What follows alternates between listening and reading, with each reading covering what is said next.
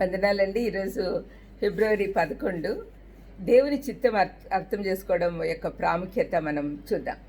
FSC పత్రిక 5:17లో మీరు అవివేకులు గాక ప్రభు యొక్క చిత్తం ఏమిటో గ్రహించుకోండి అని రాయబడింది.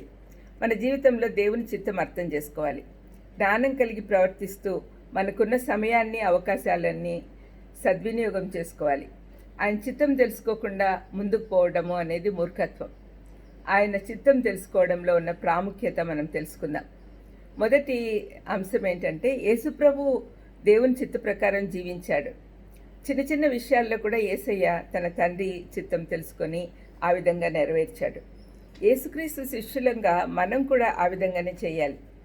రెండవది, పరలోకంలోకి వెళ్ళాలంటే ఆయన చిత్త ప్రకారం చేయాలని యేసుప్రభువే మత్తయి 7:21లో చెప్పాడు. కొండ మీద ప్రసంగంలో ఆయన ప్రభు అంటూ నా దగ్గరికి వచ్చే వాళ్ళందరూ పరలోకానికి రారు, తండ్రి చిత్తం నెరవేర్చిన వాడే వస్తాడు అని ఆయన చెప్తూ ఉన్నాడు.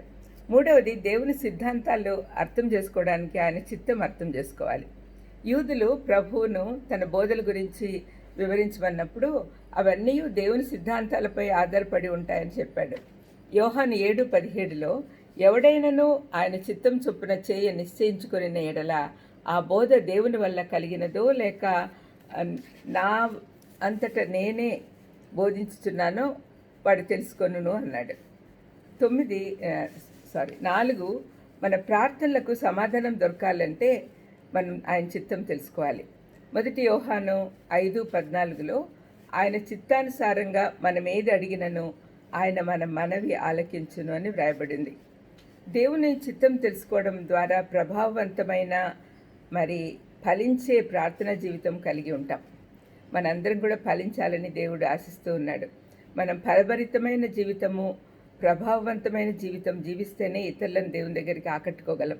ఆ విధంగా చేయాలంటే మనం దేవుని చిత్తం నెరవేర్చాలి. 5వది, దేవునికి ఇష్టలుగా ఉండుటకు ఆయన చిత్త ప్రకారం చేయాలి. అంతే కదా.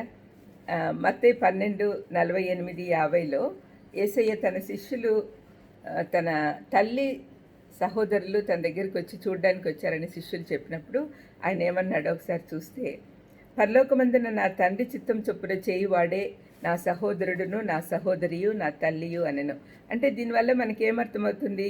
ఆయన చిత్తం నెరవేర్చువారే ఆయనకు దగ్గర వాళ్ళు అని. తన కుటుంబము, తన సహోదరులు, తల్లి అందరూ వాళ్ళే. అంటే మనం ఆయన చిత్త ప్రకారం చేస్తే మనం కూడా ఆయన సహోదరులుగా, సహోదరీలుగా, తల్లిగా ఉంటాం. 6, ఆత్మీయ ఎదుగుదలలో ఆయన చిత్తం తెలుసుకోవాలి. మన జ్ఞానంపై ఆధారపడితే మనం ఆత్మీయంగా ఎదగలేం. ఆయన చిత్తం చేయాలి, అప్పుడే మనం ఆత్మీయంగా ఎదగలం. చివరిగా, దేవుని శక్తిని సంతోషంగా అనుభవిస్తూ భయం లేని జీవితం జీవిస్తూ ఉండాలంటే ఆయన చిత్తం తెలుసుకోవాలి.